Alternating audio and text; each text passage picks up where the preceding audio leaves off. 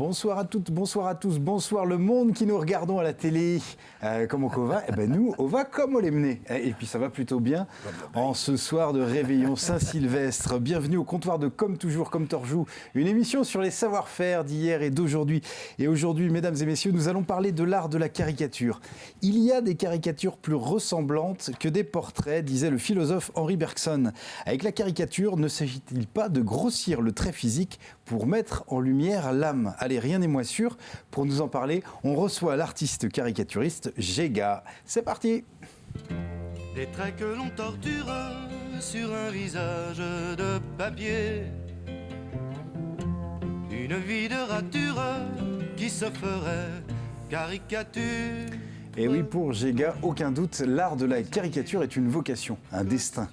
Ou plutôt un grand dessin qu'il nourrit depuis sa plus tendre enfance. Imaginons-le, déjà dans le ventre de sa maman, il fallait le voir, le petit Jéga Bullet faisait la planche 24 heures sur 24. C'est un signe. Petit tétard, peinard, qui bulle, qui gesticule, c'est son petit côté plan-plan. Mais très vite, dès la naissance, le petit tétard s'est fait homme gribouille. Papier bon oeil, telle est sa devise. À longueur de journée, il griffonne, il croque dans la vie et crayonne de bonheur.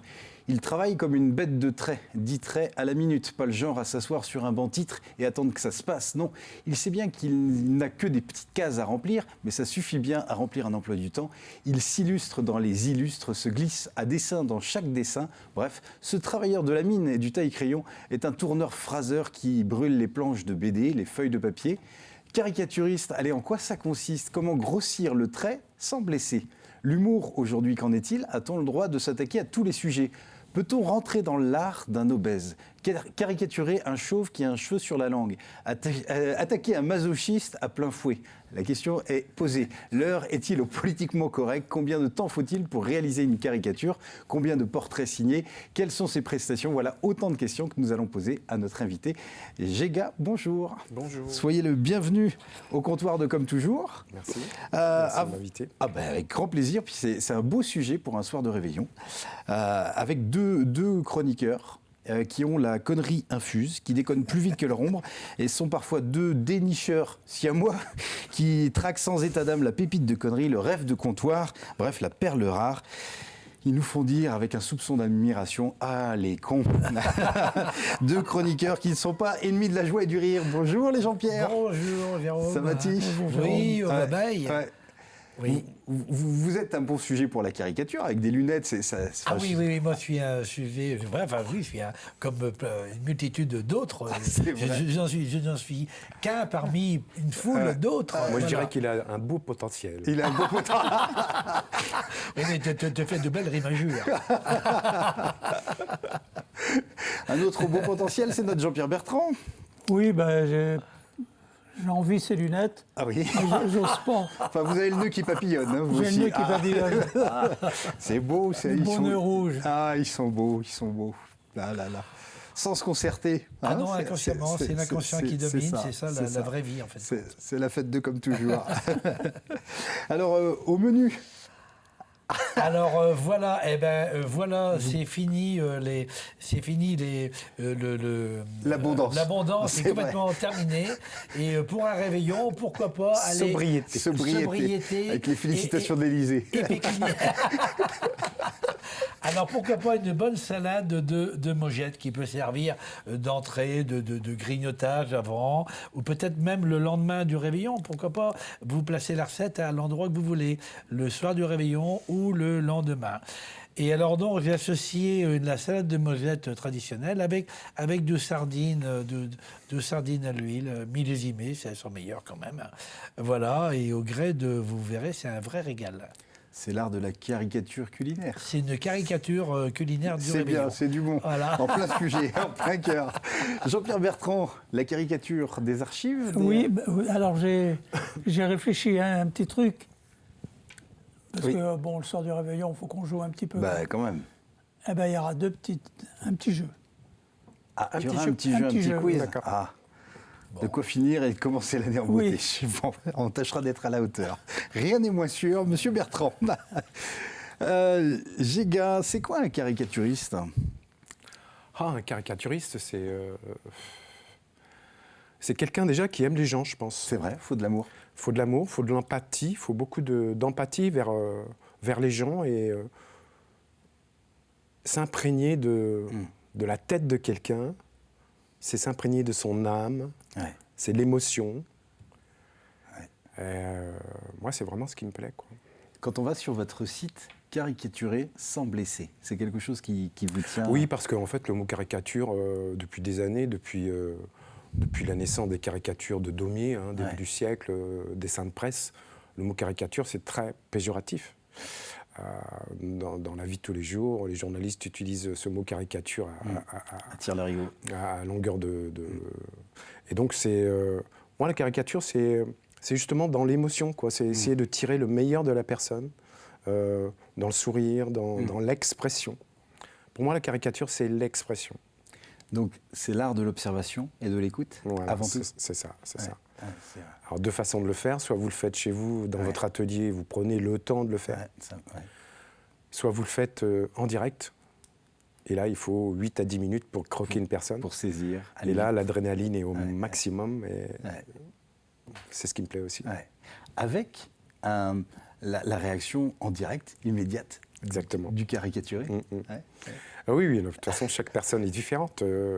Alors, moi, souvent, on me demande de dessiner des enfants. Les enfants, c'est très compliqué. C'est vrai. Mais oui, parce qu'ils ne sont pas finis, comme on dit. Ouais. L'expression des Dans les traits de visage. n'est pas encore là. Mais moi, j'adore, oui, travailler en direct. Et c'est un échange, en fait. Ouais. On ne se parle très peu, mais l'échange, il est ça se joue dans le regard. Dans Et les quelquefois, non-dits. il y a des gens ou des femmes qui me disent « vous m'intimidez, vous allez loin. Ouais. » Et oui, alors je leur dis « oui, je pénètre ». Enfin, moi, il y a tout un jeu de langage et de regard qui fait que finalement, la personne en face de moi se livre, Ouais. se décontracte. Ouais. Et quelquefois, il y a des moments de grâce, mais en 2-3 minutes, je saisis la personne. Vous êtes je ne sais pas si le mot existe, mais un amoscope. Vous allez chercher l'âme. Ouais, c'est ça. Ouais. Ouais. En fait, mes yeux, ce sont mes yeux qui dessinent. Ouais. Et qui travaillent comme un Polaroid, en fait. Ouais. Je regarde, clac, je regarde, je claque. Ouais. Mes yeux transmettent au cerveau, qui transmettent à ma main. Et je dessine, en fait, sans regarder le papier. Ok. Je regarde la personne et crac, crac, crac. Ouais. Et tout dans la bienveillance. Et c'est, et beaucoup de bienveillance, oui, bien sûr. Ouais, de l'amour, c'est ce que vous disiez. Oui, vraiment, c'est... Ouais. Et ça s'apprend, être caricaturiste? Il y a des écoles. C'est quoi votre parcours, Giga? Alors moi, j'ai toujours su faire, comme on dit. J'ai dessiné depuis mon plus jeune âge. Je recopiais tous les bouquins qui passaient, tous les illustrés. Donc j'ai su faire, je savais Vous faire. caricaturiez vos enseignants? Alors je dessinais mes enseignants. C'était du portrait. D'accord. Ouais. Parce qu'en fait, un caricaturiste, vous le devenez à un certain âge. Ok. Si vous êtes allé à Montmartre, il n'y a pas de caricaturiste de 20 ans. Il faut avoir un certain âge, une certaine maturité. Une technique aussi? Je ne dirais pas ça, c'est de supporter la pression des gens qui vous regardent en train de croquer. Et ça, à 20 ans, vous en êtes incapable. Franchement, c'est difficile. On n'est pas armé pour. Voilà. Et voilà mon parcours. Donc j'ai toujours dessiné. J'ai fait une école d'art appliqué. Ok. Ensuite, ça m'a mené à la publicité. J'ai travaillé 10 ans comme salarié dans la publicité en tant que créatif. Je créais des boîtes de parfums. À un moment donné, j'en ai eu marre. Ouais. Je dessinais le soir chez moi. Et j'ai trouvé une caricature un soir. J'avais 30 ans. Vous voyez, j'étais... Et tout de suite, je me suis dit, c'est ça que je veux faire. Et je me suis lancé à corps perdu. Et j'ai commencé à croquer des artistes, des footballeurs, des politiciens. Et voilà, ça fait... Et c'est comme ça qu'a commencé l'aventure. Ouais. Et là, du coup, le champ de vos prestations, il est large. C'est-à-dire que j'ai commencé à vendre mes dessins. J'étais sur Paris, j'ai commencé à vendre mes dessins auprès de journaux, de magazines. À l'époque, les journaux et les magazines achetaient encore des dessins. Ce n'est plus le cas. Ce qui fait que depuis, j'ai cessé de vendre aux journaux et je travaille en direct, devant le public, sur des événements. D'accord. Voilà. Des publications également, des éditions? Oui, je travaille avec un éditeur, les éditions Hugo et compagnie, avec qui on a fait pas mal de bouquins sur Tonton Flingueur, Oui, Louis de Funès, ouais. etc. etc. Là, je suis passé chez La Rivière Édition, avec lequel on sort un nouveau Tonton Flingueur. On a sorti un Capitaine Marlowe. Ok, ouais. Voilà. Ça, c'est du travail d'atelier. D'atelier. Donc là, il y a une prise de temps, il y a le temps de la création, de l'imprégnation. C'est ça. Et, une commande, un temps Et j'alterne pour avec des événements comme le Printemps de Bourges, le Tour de France, des marchés sur Bruxelles, où là, je travaille en direct devant les gens. D'accord. En fait, là, j'ai un vrai recul sur ce que je fais, quoi. Sinon, je suis toujours dans mon atelier, je suis isolé. c'est ça. Le retour est immédiat. Voilà. Ouais. Et alors, on vous voit avec la tablette. C'est quoi les outils de travail vous travaillez sur tablette ou alors vraiment crayon, papier? Si par exemple, on va découvrir en même temps que vous... Alors ici, vous voyez à l'écran un travail sur tablette fait à partir d'un stylet qui est juste ici. D'accord. Et voilà, l'avantage de cette tablette, ce sont des outils forcément numériques. Et donc le dessin est directement vectoriel et vous pouvez l'envoyer directement à la personne concernée. C'est très utile dans le cas d'impression sur t-shirt, sur mug, sur assiette. Moi, je préfère, puisque j'ai débuté le travail sur papier, à la main, le bruit du crayon sur le papier. Et voilà, c'est plus long, c'est plus laborieux, mais la technique est plus fine, plus fine. Ouais. Noir et blanc, couleur? Les deux. Les deux. Il n'y a pas de préférence? Ouais.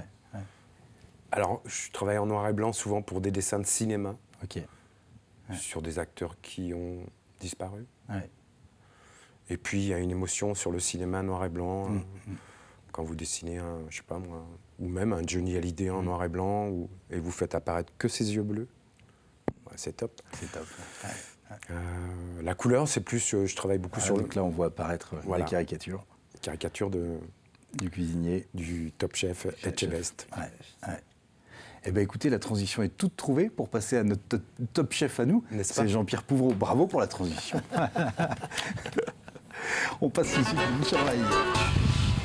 à table avec Jean-Pierre. À table, alors certains diront, dans ces grands moments, on peut faire également de la petite cuisine, mais la petite cuisine, quand elle est bien faite, c'est toujours un grand moment. C'est vrai. Voilà. C'est vrai. Et donc, la gastronomie, elle est à tous les niveaux, pas obligatoirement au niveau où on veut bien nous la présenter. Alors voilà, c'est bon.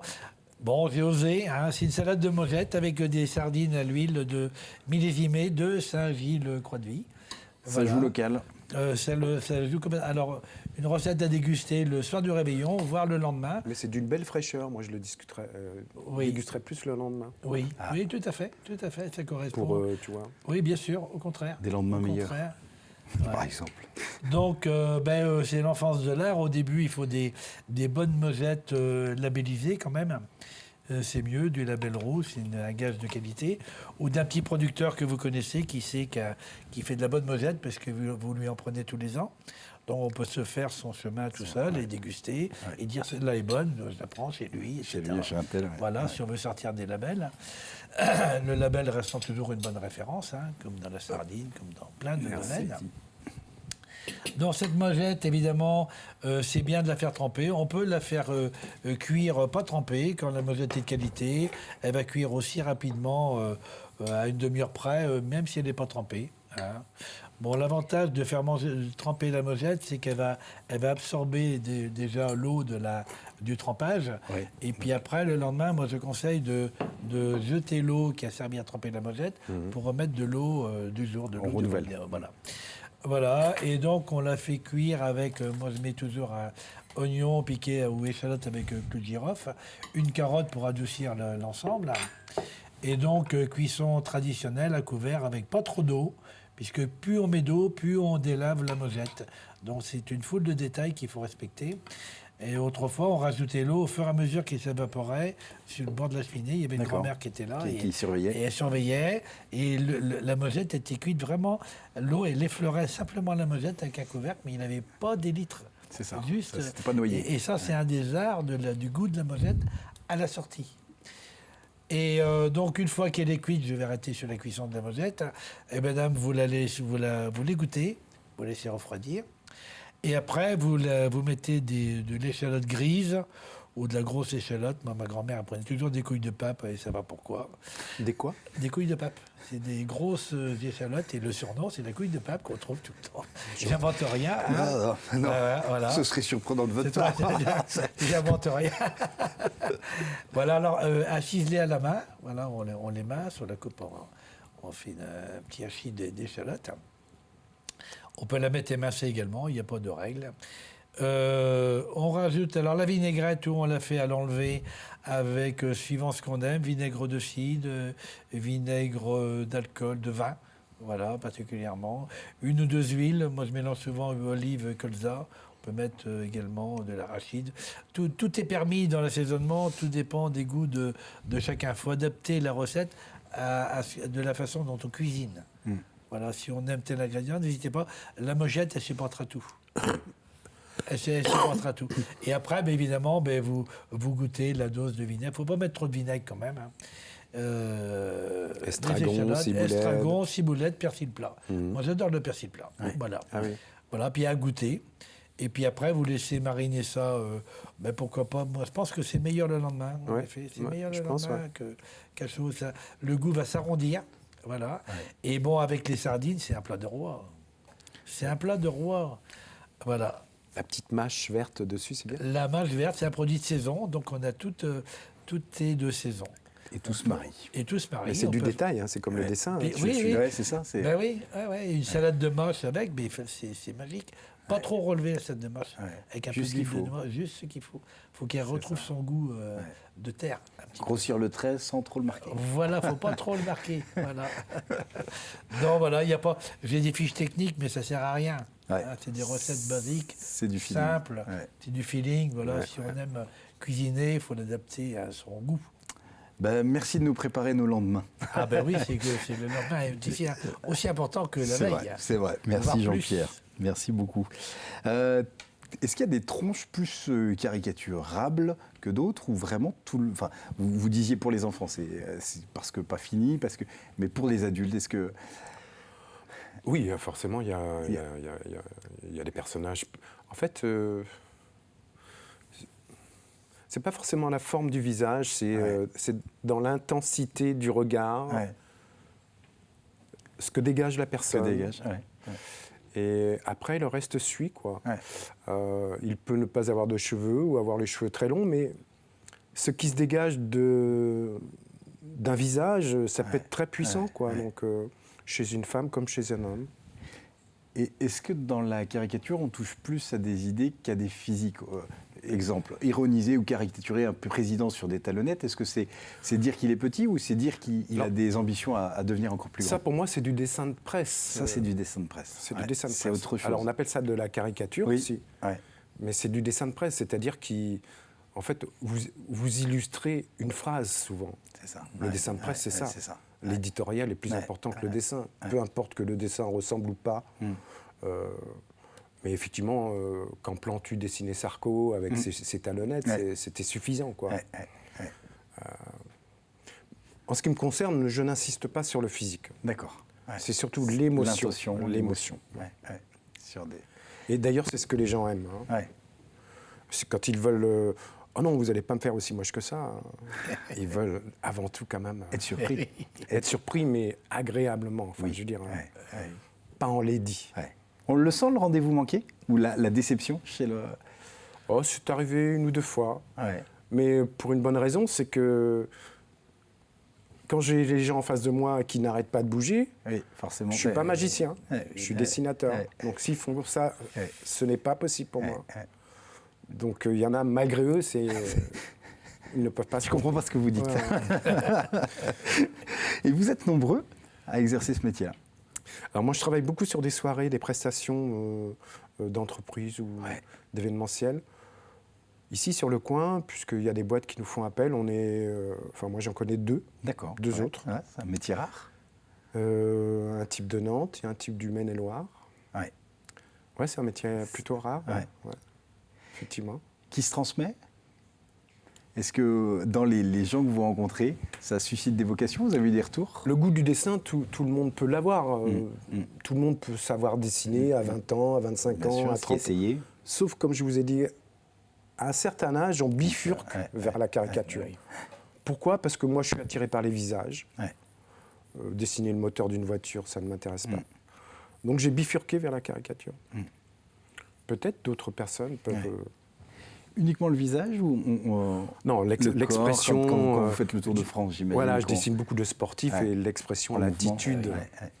c'est génial. J'imagine, ça régale. Une Marie-Josée Pérec, à l'époque, avait une attitude avec les épaules... C'est du pain béni, ça. Ah oui, c'est... On a l'impression de se mettre à la place de la personne, en fait. C'est quand je dessine. Un don de soi. C'est une belle traduction. C'est une belle traduction, Je propose, on marque une petite pause. On va passer de bouche à oreille avec Jean-Pierre Bertrand. Qui prolonge le sujet. Oui. On va écouter 2 extraits musicaux qui correspondent à des personnages qui ont été caricaturés. Ah, donc on a aussi des images. On a les images aussi. Eh bien, je vous demande simplement, en écoutant la musique, de quel personnage il s'agit. Super, c'est le quiz. Dans ces caricatures. Là, il y a Jean-Pierre Pouvron. Il y a Jean-Pierre Michel Bourbeau. Michel extraordinaire. Ce sourire qu'il avait, c'est Michel, quand il avait une petite tige en plus. C'est la musique de quel film, ça? Hélène et Henri. Je sais pas. Musique de quel film? Ils sont même en portrait Les sur le... Tonton Flingueur? Non. Voilà. En bas, là, Tonton Flingueur. Henri avait fait son apprentissage avec papa. Vous avez perdu, M. Pouvreau. Vous n'avez pas trouvé. Mais il est dans les souvenirs. Ça le touche. En bas... C'est les Tontons Flingueurs. C'est pas le film de Jean-Pierre Mocky Non, j'ai cherché les musiques de Tonton Flingueur. Ah, c'est la musique des Tontons. Ouais. Et puis on va écouter une deuxième musique. À gauche, tu vois, là, c'est Hervé Quentin déguisé en Célestine. en goule sale. Goule sale. C'est Hervé Quentin qu'on avait Il est reçu. génial, Hervé Quentin. C'est Conteur, maréchal. À gauche, c'est Germain, un marron. Ah oui, Germain. Germain Avria, un marin de Sion. Oui. Qui n'est jamais allé plus loin que Pilours. Ça. On n'appelait pas couille d'ours. Couille d'ours. On va écouter une deuxième musique maintenant, oui. D'accord. Puis on essaye de trouver qui c'est. Et on regarde ça tout de suite, Jean-Pierre. c'est top. Le deuxième sujet. Deuxième sujet. Merci Jean-Pierre. À la 7e compagnie. Ah, ça, c'est pas moi qui ai fait ça. Non. À droite, là. Là, il y a Loïc Nollet. Ouais. D'ailleurs, c'est pas mon style, ça se voit. Mais non. Ouais, c'est sûr. chacun a c'est sa vrai. signature. Non.